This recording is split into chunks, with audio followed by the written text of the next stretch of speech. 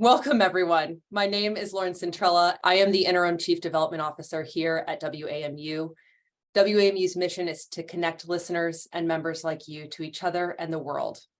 We offer our audience opportunities to learn and engage both with the news as well as cultural conversations like this one. Public radio works because listeners and members who value the service step up and give back. Support from listeners and members is also our most reliable and important source of funding, especially right now. This book club would not be possible if we did not have your support. If you enjoyed the discussion today, please consider making a gift to support this series of events. You can donate at dianerehm.org/give. We are grateful for the nearly 1,000 of you who have registered to join us today, and we are glad to have you with us for this panel discussion. Thank you so much for joining us. This event is being recorded and closed captioning is available. Just click the CC button on your screen. And now let's start the discussion with the host of our book club, Diane Rehm. I am afraid, Lauren, that I cannot get my video because let's see if I can do it now. You are with us, Diane. Got it. Oh, that's great. Sorry, everybody, for that technical glitch. But in any case, welcome to the February meeting of the Diane Rehm Book Club. And in honor of Black History Month, today we discuss Kindred by pioneering science fiction writer Octavia Butler. It's a time travel story published in 1979. It investigates the brutality and legacy of slavery. Joining me are Julian Lucas, staff writer for The New Yorker, Jessica Marie Johnson, associate professor of history at Johns Hopkins University. He's author of Wicked Flesh, Black Women, Intimacy, and Freedom in the Atlantic World.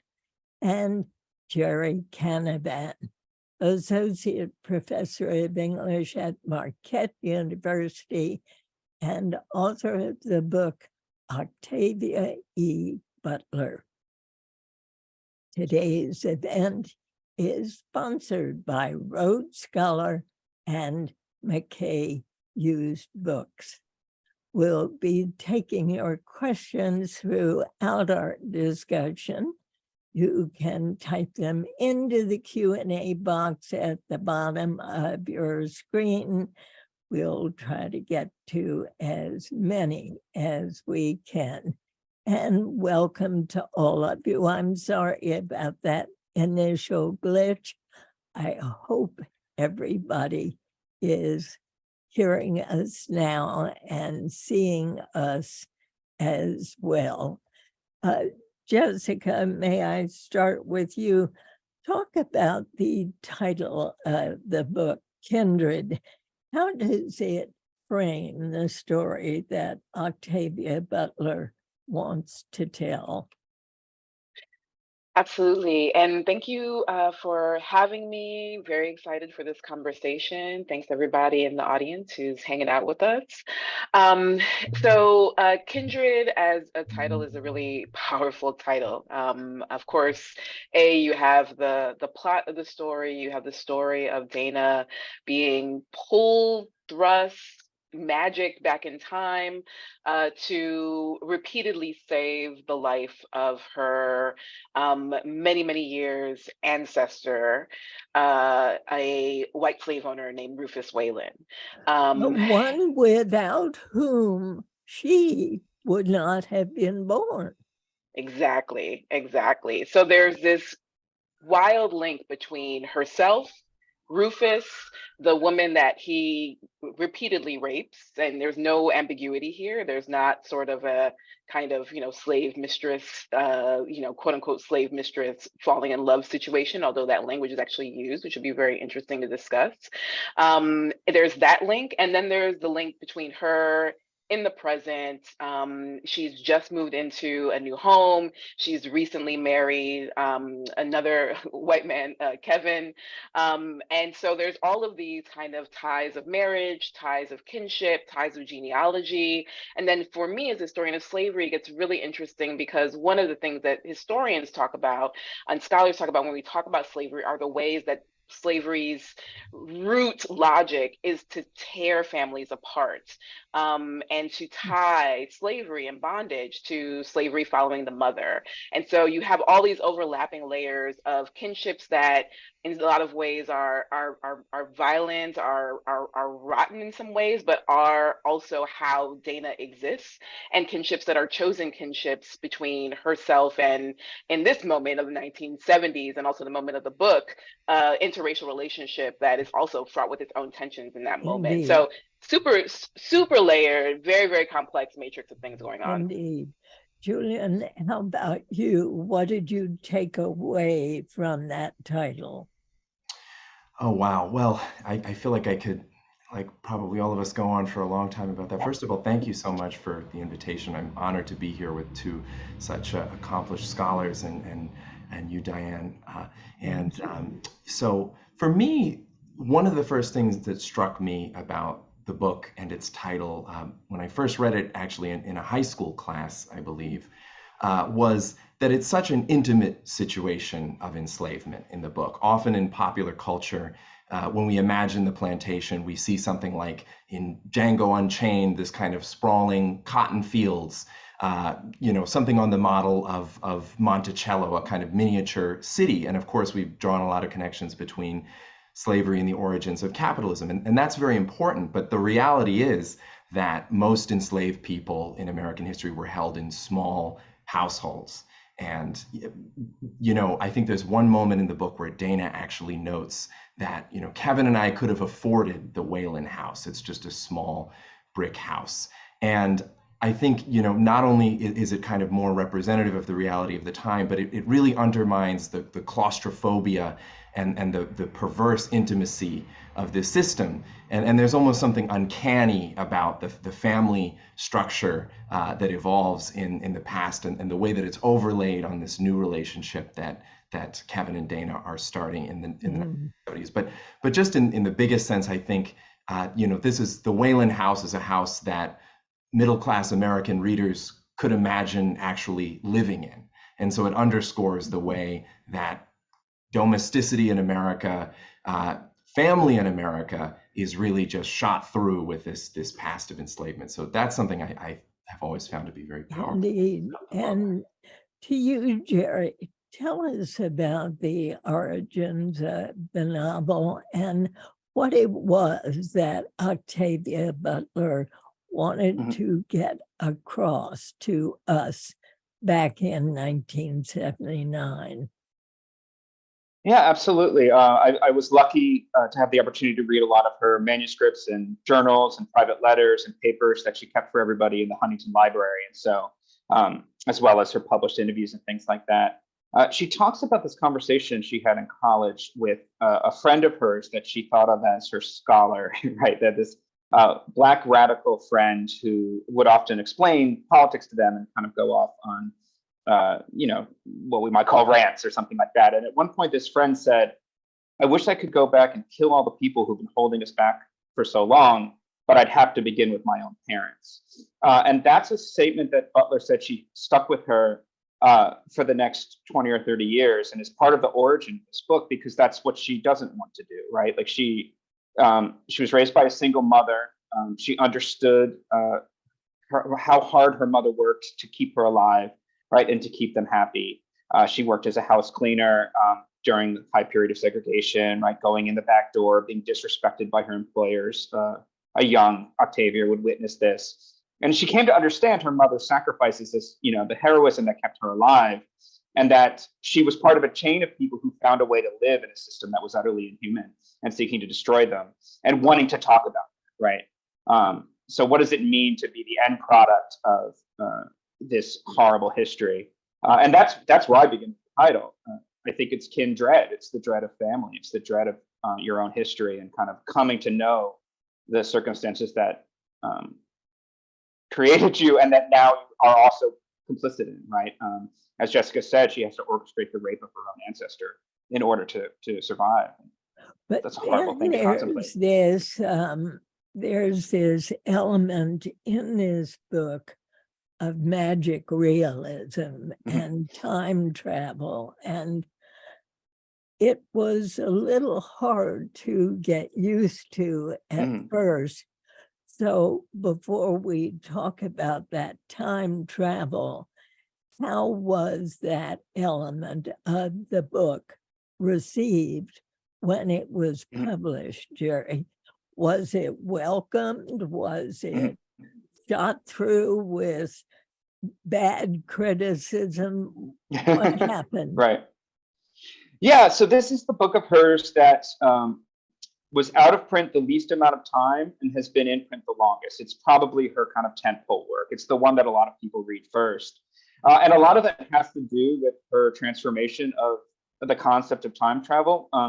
Prior to this moment, most fantasies about time travel were about going back in time and using your knowledge of the future to make yourself powerful, or reconciling yourself to the present and your place within it. This is a very different sort of story. I mean, this is the story now that when people think about time travel, sometimes they're thinking about, right? If you're not a straight white man and you go back in time, you're heading to a place that's incredibly dangerous for you, right? Rather than a place that you'll be able to assert yourself or become powerful or take over the Roman Empire, right? With AK-47s or something, right? Her getting sucked back into the past through this odd mechanism is a terror from which she's never able to escape, right? I mean, it's marked on her body at the end of the book in so many ways that this has happened to her and she'll never be able to forget it.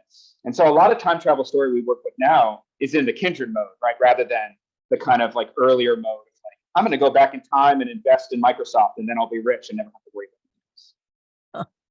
And Jessica, she doesn't really know what's happening to her at first. She starts getting these bad headaches, she's dizzy, and then she disappears before her husband's eyes. Kevin is right there and she's gone. Yeah, it's really, it really kind of puts in physical form. There's a phrase that circulates that we can draw from scholar Cydia Hartman of the afterlives of slavery. It's like an afterlives of slavery hangover every single time. And, that's one of the really interesting pieces, reading it again, which I've read it so many times, reading it again recently. It's wild the ways that the hangover essentially of slavery, of the history of slavery in this country, it's so much represented in the dizziness and her going back and forth, in the elongation of time and how much time passes when she's in the past, and then Kevin also in the past for that 5 years moment, and how little time passes in the present, and yet she comes back with, as Gerry's saying, physical scars, eventually an amputation, and her back and forthness also, demonstrates this. She's not even fully healed from a whipping before she's forced back in time. So, like this aspect of time travel and the physicality of it, and linking it also to a story about the experience of slavery, which is such an important historical experience for Black people in this country and the world, and then also looking into ancestry, like there are a lot of heavy ways of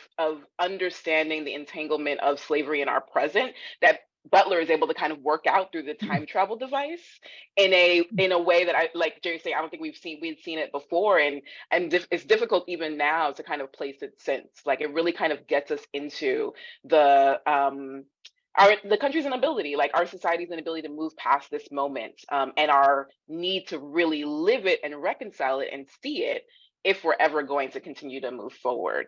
Julian, do you want to add?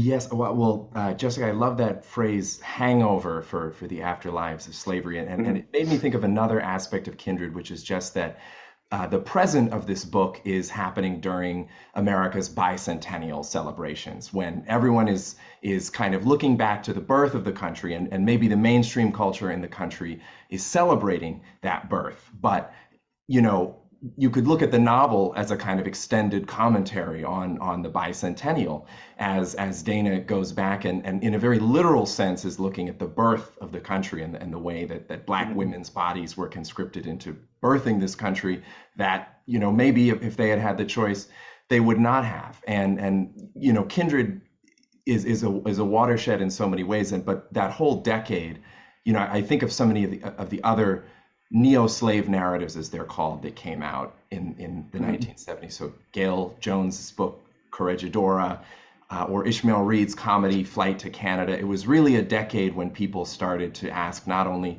about the history of slavery, but how is that kind of lingering, hanging over in our present, and what does that say about our identity today? And just, you know, last night I saw a clip maybe some of you have seen, but Angela Davis went on Henry Louis Gates's show, Finding Your Roots, and she had a very shocking revelation that I feel like is in line with our discussion, which is that Gates revealed to her that she is actually descended from one of the original passengers on the Mayflower, which, you know, maybe would be exciting to some people, but you could tell that she was somewhat uncomfortable with this revelation, and I think, you know, that is so much what Kindred is about. Can I ask I just also? Sure. Go ahead, Jessica. Well, you know, like it's interesting because you know, like Julian, listening to you and remembering, yes, that clip, of course, you know, being online, so many of us have seen it. I named earlier in this conversation Rufus as an ancestor, and one of the things I actually want to kind of revise is, you know, how we do think about ancestors and who we're descended from, and particularly in Black, you know, social life and spiritual communities, like an ancestor is somebody that, you know, is there looking out for you on the other side, and I wouldn't say Rufus is that. So it is also interesting thinking about, like, who are the people that you claim, that are claimed by you, that you understand yourself to be in a genealogy of. And then also in the context of the book, like, there's something, I wonder if there's something to this being placed in California in this moment as well. It's that both of them is sort of kind of orphans in a way from their family. You know, she's literally an orphan. Her aunt and uncle are sort of, you know, she's not in the best relation with them. Kevin is, you know, like, he marries a Black woman and his sister says, never talk to me again. So there's also a kind of newness that initially they're excited about, and then she's whisked into the past. So it's almost, I don't know, like, is there a critique there of how we maybe keep wanting to move and away from this celebration of the past, and, you know, that there is no finding a new, you know, California freedom, that it's still there? Gerry? I building on that, the comic book adaptation that came out a few years ago by Damian Duffy and John Jennings does a really amazing thing with the colors. The parts of the novel that are set in the 1970s are in this, like, washed out yellow. It looks like old film footage, like sepia toned. And then it's the 19th century sections, right? 1819 and beyond, that are all in this bright color. And you get this sense reading it. It's like, maybe the civil rights movement in the 70s are the dream, and like the real America is that moment, right? Like, that's where she starts to seem to feel like, this is what's real, and that was the dream. And that's what's so disturbing, I think, about some of the things that Julian just been talking about, because at this moment where America, you know, as it always is, it's constantly pretending it's moved beyond some of these things, they all come back, right? And they all kind of write themselves on Dana's body. And of course, you've all mentioned Kevin, her husband, but he gets dragged into it as well. Whenever she's holding his hand, he gets dragged back to the past. And then if he's lucky and she's holding him, he gets brought back to the present. But at one point, as this question from LaShonda comes, she said, after reading the book, I was wondering what Kevin did during the years that he was left behind. And that's certainly a part of this magical time travel. What are your thoughts on how he spent those years? He didn't seem to come back a very happy man, Gerry.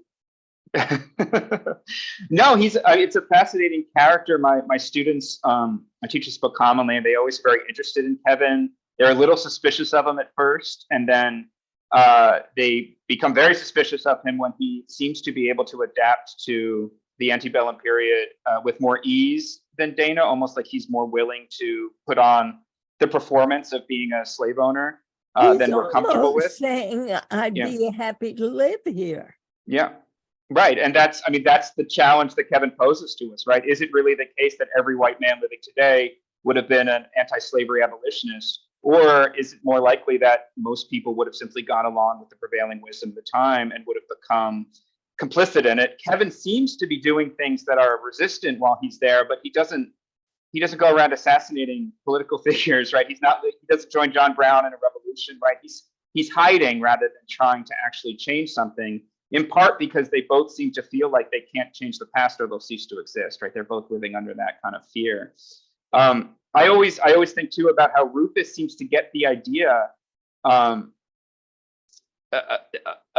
these. He seems to twist the ideas he has about love between white people and black people in this period from things that Dana tells him and what he sees in Dana and Kevin. And so he seems to like twist it and work it into his own sense of who he is and what he can take from people around him. And that's always really fascinating too, right? Like you would think perhaps that this would be a story about saving Rufus and educating him so he wasn't a slave owner anymore. And instead, he's completely subsumed by the system and becomes monsterized by it. And I don't know, it's an incredibly dark book in that respect. In that sense, the first person that Dana goes back to save, somehow she's pulled to save Rufus, Julian, because he is drowning. And she realizes as soon as she is pulled back that she must save him.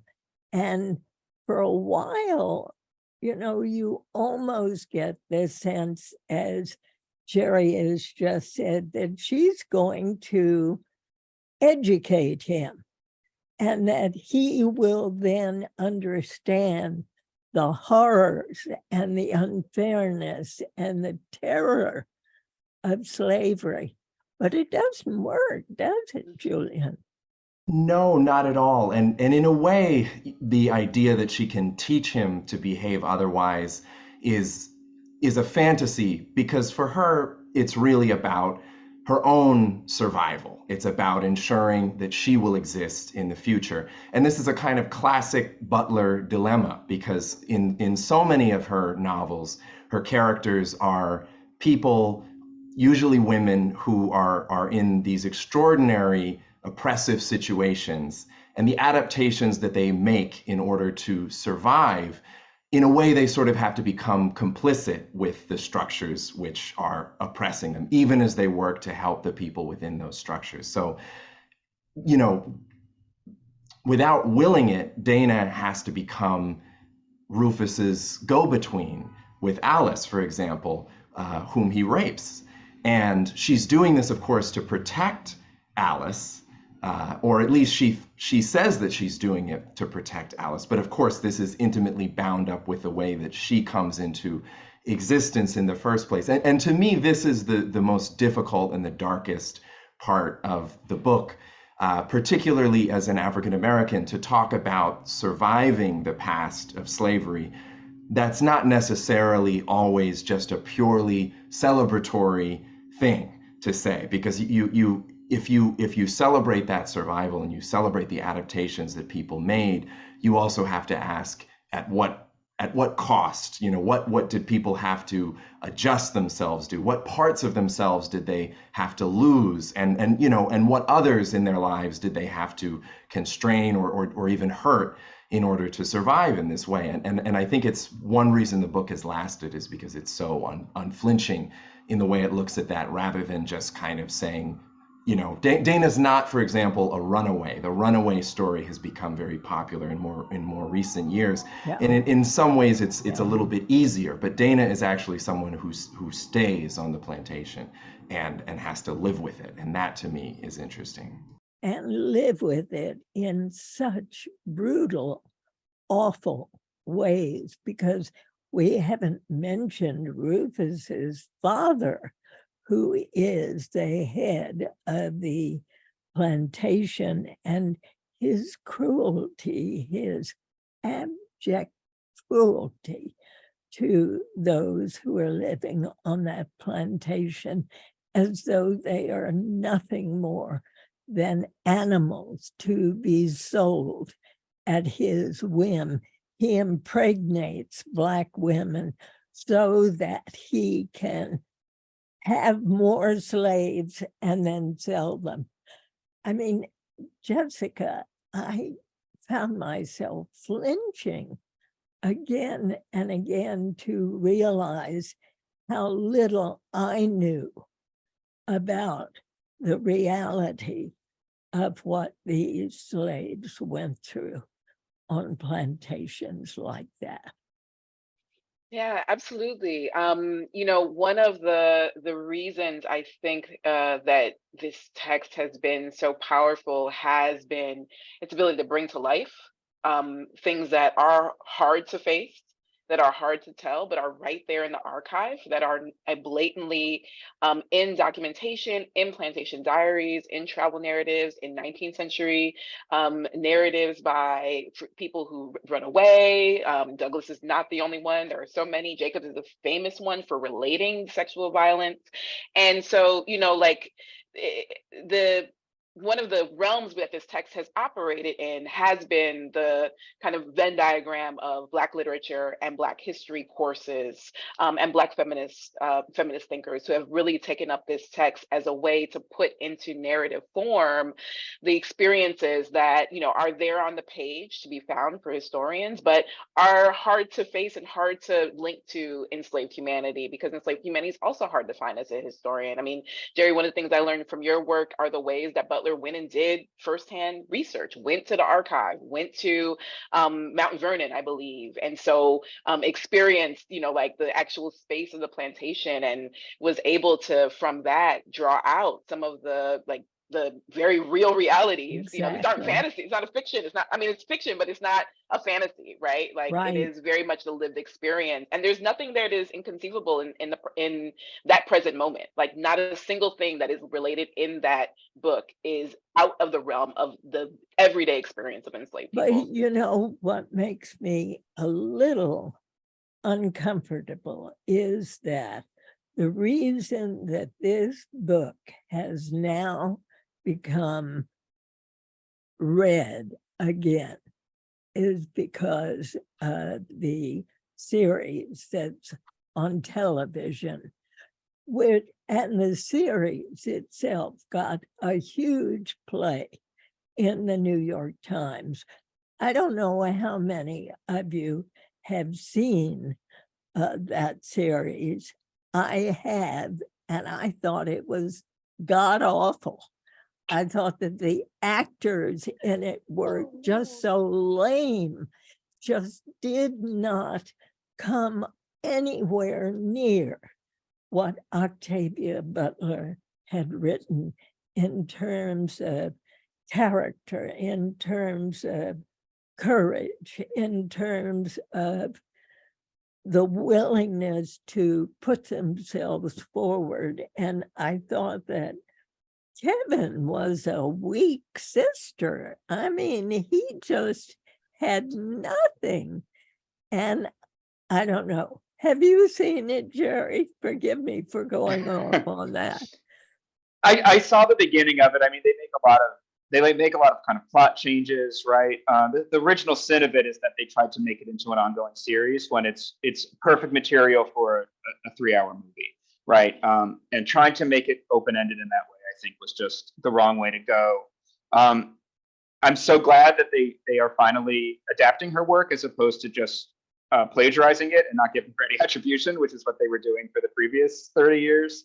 But the show didn't land for me for a variety of reasons around what you're saying. And, to the point that we were talking about before, it's incredibly hard to inhabit this space. In her notes, she would write about how, I'm only giving them half of what's true about slavery. If I told you the truth, you'd never read this book, right? Nobody could get you to read a book that was really about what this system did to people. So she wanted to educate and wanted to make it real to people, but also be able to make her living as a writer. And that was a struggle. She knew that even as brutal as this book is, and it still feels very fresh, it's still only a fraction of what it might, the horrors it might have contained. How long did, when it came out in 1979, you said it had the shortest time. Explain that. How long was it out? I'm not 100% sure. I mean, all her books went out of print at different moments. The world just truly wasn't ready for her in 1970 and 1980. And now, there's a fairly large online movement that's like, oh, she was a prophet. She predicted the future. She tried to warn us what the last 20 years of history were going to be like at a time when everybody thought we were all just going to be rich and use our computers and eat McDonald's and be happy for the rest of the time, right? She was the one who saw how tumultuous the 21st century would be. But in that moment, right, I mean, she struggled to sell all of her works. They tried to put a white-looking woman on the cover, right? They wanted to sell it as a romance novel at one point, right? That kind of plot of, a woman out of time who falls in love with a slave owner, right? The field, the world, we had to catch up to where she was at. Well, here's a question from one of our viewers. How much creative license did Butler take? How historically accurate is her book? Julian? Oh, Julian, are you frozen? Yeah. Julian is frozen. If someone could get to him and tell him to get out and get back in. Jessica, I'll turn to you. What about historical accuracy? Yeah, this is pretty accurate. This is pretty accurate. And to what Julian was saying earlier about the majority of slave owners really being what we might describe as smallholders, 25 enslaved people or less is much more common across the South broadly than it is large landowners like a Monticello and Mount Vernon are actually uncommon.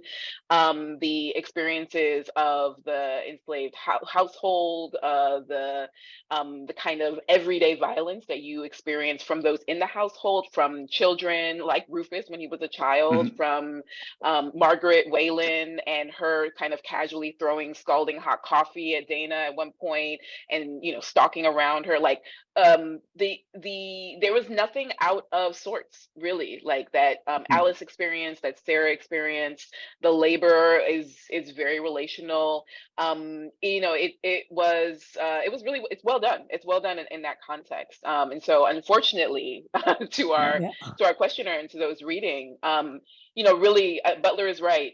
In that moment and today, she could have gotten a lot more graphic and a lot more visceral as far as the experience of slavery. Yeah. Oh yeah. It could have been. Jessica mentioned that she went to Mount Vernon and she had a map of Mount Vernon on her kind of hotel apartment wall. But that was a moment where, the slave quarters had not been reconstructed. They weren't mentioned on the tour, right? Like she's quite a bit ahead of how, history as a field and how like history tourism and industry was working at that time, and was asking, the real questions that everybody else had to kind of catch up to, right? Over the ensuing decades. Julian, good to have you back. Yes, sorry about that. I didn't go to 1815. It was just an internet malfunction. Right. Here's a comment from someone in our audience who says, the most eye-opening scene for me in Kindred is the one in which the Black children pretend to conduct a slave auction.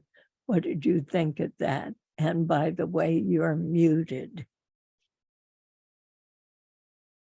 I mean, to me, that scene is also very powerful, and it's because so much of the power of Kindred is showing that social structures teach people certain behaviors. There's a certain gambit in the book. Well, if we present day people were transported back in time, would we be able to create a different system? Would we be able to destroy it or escape it, or as Gerry was saying earlier, assassinate the relevant political figures? And to me, what is so bracing about it is it kind of answers no on that question. And so you see these children being inculcated, and this system is just totally naturalized to them. And as Jessica said earlier, there's nothing out of the everyday experience of slavery in this book. Butler doesn't isolate the most, the absolute cruelest, most anomalous atrocities. She takes, she almost stresses the ordinariness of the history that she draws upon. So at what age were these children sold off from their mothers, Gerry? Gerry, you're on. Oh, yeah. I mean, that would depend on a lot of situations, right? And the book gives kind of different moments where that act either happens or is threatened. And I think to me, it goes back to what Jessica was saying earlier, that it's just the ultimate threat that Rufus has over the people he's enslaved, right? Is that he has full power over not only their life and death, but over their family, right? And that, what ultimately destroys Alice is a lie he tells, that he's already taken this action, right? That's the inhumanity that he has, right? He has this toxic, twisted sense that he loves her. But what's revealed in that moment is that love is impossible, right? When you exist in that kind of relation of power to somebody else. Jessica, talk about Dana's relationship with Rufus. As we said, there was that early moment when they thought it might turn out to be good, but how did he make use of her? Yeah, that is one of the, and as somebody who is in slavery's archive, often in a lot of ways, the violence is always heavy, but not unfamiliar. But she really gets into some of the murky aspects of Dana, Rufus, and Alice as a kind of triangle that really should make us very uncomfortable, right? That is kind of part of the confrontation of going back in time, but is also, part of the tangled kinships that are the reality of where so many families and so many communities come from in the present day. And so seeing that actualized, seeing Rufus, use Dana for, in some ways, the resources that she brings from the 20th century, the aspirin, Excedrin, but also, keep her from getting word to her husband. Rufus's father eventually sends a letter to Kevin when he's still stuck back in time. Like, Rufus uses all the kind of tactics of terror that he's using on enslaved people on Dana, even as he understands he wants to be in a relationship with her. He sees her as kind of sort of a mother figure, and then eventually as a kind of maybe twisted friend, and then eventually as a potential is a potential, in his twisted conception, well, as a potential lover. Like he's understanding what love is under slavery for a slave owner, and his conception is power, it's dominance, and it's control. But the mechanisms of control are very much, if he can threaten her with attacking other individuals that she's close to on the plantation, if he can get her by threatening to attack Alice, if he can get her by refusing to, send word to her husband and keeping her from her loved ones. Like, this is, in the present day, this is a classic intimate violence, domestic violence situation. And in that moment, what Butler reveals is that was the tenor of slavery. And that was part of the logic of keeping enslaved people in line. That was the work. Julian, here's another comment from a listener who says, I fail to understand how Dana felt sympathy, any sympathy or affection for Rufus. How do you think that happened? Well, I think human beings are complicated. And, I think regardless of the violence of the system, people have a natural sympathy for other human beings, even if that's their oppressor.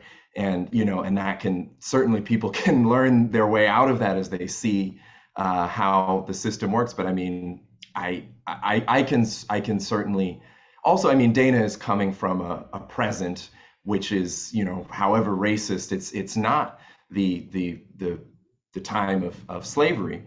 And so she's going back in time and she's seeing a little white boy, right? And might just feel the natural sympathy that one might feel toward a child, and especially knowing that a child has not yet learned. And then over the course of the novel, she develops a relationship with him. And so despite his wickedness, and I think it's understandable, especially Jessica was talking about this as this is the classic pattern of intimate violence, and victims of intimate violence often do have affection for those who abuse them. And this is a constant theme in Butler's work. And, that was a fascinating part of the time travel, Gerry, was that she would be gone from her own time for only moments, sometimes even seconds, and yet years will have passed, and she sees Rufus grow from a young boy to eventually take over the plantation. So she watches him from childhood through adulthood and sees the man he is becoming. I thought that was an interesting aspect of the time references, to make them so long on one end and so short on the other. Yeah, I absolutely agree. I mean, it gives us that kind of weird, like almost incestuous thing where a person she knew as a child, right, she sees him grow to the point where he is now sexually interested in her. And that's the line she draws, right? That I will not allow you to do this to me. I'm not interchangeable with Alice, right? You can't just swap from one to the other. This is the line that we have between ourselves. And what I always find so struggling, like what challenges me about the end of the book is that, and when my students feel the same way, you get to that moment where she finally does the violence to Rufus that is necessary and eliminates him. And that's the moment the time travel mechanic punishes her by sending her back to the future incorrectly with her arm stuck in the wall at the point where he was gripping her, right? So it's like specifically what happened with him is what caused this thing to go wrong. And I feel, my students feel, it's like she finally did what had to be done. Why is the universe punishing her, right, with this additional pain, right? And it makes so much sense an entire arm, leaving that arm behind. What is the symbolism of that? It's so against what feels like should happen, which is that she's safe, but instead we have this kind of like brutalization through the time travel mishap, and then the trauma we see in the epilogue. And it is the point that we began with, right? That, slavery is an afterlife or a hangover that haunts us even when we think we've moved past it, right? And that's what Dana has to learn. And she doesn't know if she can go on living, or that she and Kevin can still be in love, right? Or what it means for them to go to this spot and find not just that all these people are dead, but like history has obliterated them, right? Like she can't find any records of anything that happened, right? And then just has to somehow go on living. And the end of the novel is Kevin saying, yeah, I hope that we stay sane after having experienced this nightmare over the course of the last 2 weeks.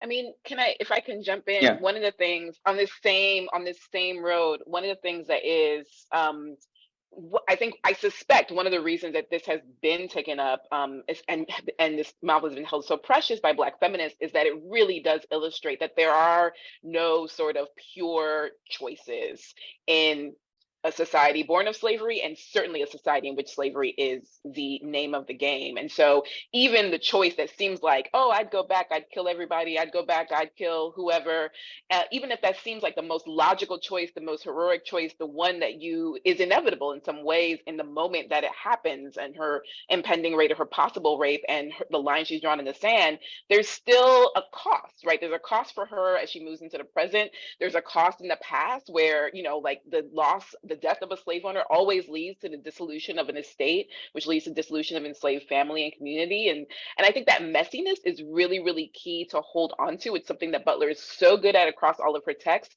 and it's something that Black feminists have really taken up as an important political statement, that if we're going to continue to think about ways of change and social good and new movements and next world's coming, we have to remember that this messiness is very much a part of our lives, and that what are the ways that we're going to be generous as well as transformative as we try and build new kinds of communities to confront these, essentially things that we're healing from in every way that we can possibly think of it. Jessica, one of our viewers has called in and asked about your own background. Are you comfortable talking about that? Sure. Sure. So professionally, I'm a historian of slavery. I do histories of slavery and diaspora. My book is on the experiences of African women and women of African descent moving between West Africa, the Caribbean, and the Gulf Coast. I myself am obviously descendant of African-American slaves and also Afro-Puerto Rican and Black Puerto Rican. And so these kind of histories and these complicated realities that people are living through are things that are absolutely very personal for me, but are also something that I've spent so much of my life really trying to dig into that deep, deep research of. But Wicked Flesh is out. It's with University of Pennsylvania Press. Feel free to pick it up and check it out and let me know what you think. Julian, I want your ideas on that arm left behind. Oh, that's so hard to answer. I mean, to me, it goes back to this phrase that Jessica just used, is very resonant, that no pure choices. It's the cost that's exacted by the system, even when you resist it. It's the claim that history has on us, even if we've moved to California and we're supposed to be past all of that in a certain sense. And I actually had a question for Gerry, if that would be okay. Certainly.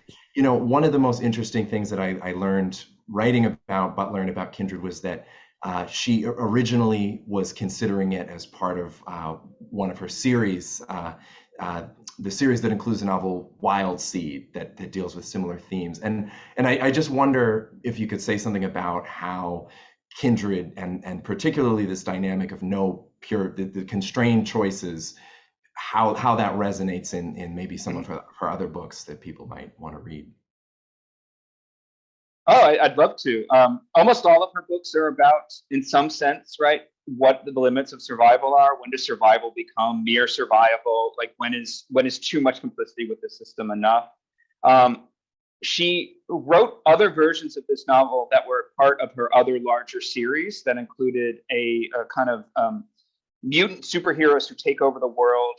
They're all Black superheroes, and they use their telepathy to enshrine themselves into a new future where everyone who's not a telepath is enslaved, right? So a kind of like weirdly dark revolutionary novel about social change. And she imagined Kindred as being part of that series. And the interesting thing about that initial version and then some of the earlier drafts of the Kindred we have is that she thought a lot about ways that Alice could be saved from suicide, right, and from death in the past. And she imagined that there might be some way that Dana could bring Alice back to the future, right? Maybe she could use the same technique she used on Kevin, just hold on to her as she's teleporting, right? Maybe Dana and Alice are secretly actually the same woman. Rufus is right in some way. They're the same woman at different ages, right? Or there's twin sisters somehow, right? Is there a way that you can take the child who is being subjected to this nightmare system, eventually grows up into a person, and take them back to the future, right? And then we could apply the same thing to Hagar, right? Who's also been condemned to live through this system now, right? The child. And she couldn't work it out for herself. She just thought the book had to end in this really dour way. And all of the versions of it that involve a miracle that allows somebody to be rescued from slavery by time travel magic, she rejected, right? So there's something there that like she was drawn to the idea that maybe there's some other possibility here. Maybe there could be a choice that's pure, but she couldn't bring herself to actualize it. And I think that's really interesting and kind of speaks to what we're talking about, that, this book has to end in this terribly sad way, right? Or it wouldn't be true. It would be a lie. And to follow up on that, what about her use of the N-word, Gerry? Mhm. She debated as to, she didn't think she was going to use it and then decided to use it. What was behind that conflict in her own mind? Yeah, she writes in her journal that she declares, I'm not going to use that word in this book. And then in the end, she uses it a lot, right? And she uses it even as this kind of moment of revelation of Dana's racial background, right? Which is kind of obscured. I mean, knowing who she is and probably the cover of the book, right? You can put the pieces together, but the first mention of it, Dana as a kind of race subject is this racial slur. And I think, again, she felt like it was true, right? Like it wouldn't be true if she tried to hide that part of the world from her readers, right? It had to be there. I teach the book a lot. I came up in the 90s when the position was that we honored the work of the artist by using the words they used in quotation. And then we used elision, right, when we weren't directly quoting. Contemporary students don't like that very much. And what contemporary students want is for the word not to be said anywhere on a college campus. And I agree with that, right? So now my current approach is to, even when we quote it, we don't say it. But there is a kind of violence to her artistic vision. Like she wants us to be shocked by the endless repetition of that word, right? And feel the weight of it every single time he says it to her, and every single time she asks him to stop saying it, right? And how incomprehensible that request is to him. Jessica, your thoughts on that language? Mm-hmm. I agree that in this contemporary moment, using that language in the classroom as we're teaching, even here in this space, is not appropriate. And I think that is in some ways, one of the kind of measures of this conversation around race and racial reconciliation, around histories of slavery. It has moved the lever somewhere, right? And also, like, I also would have seen that is something that I would have said, well, that's not accurate to that question earlier about the novel. Like that actually brings the language around. That was the language that was used even more than the word slave. Like that was the word. And so I think it's incredibly accurate, and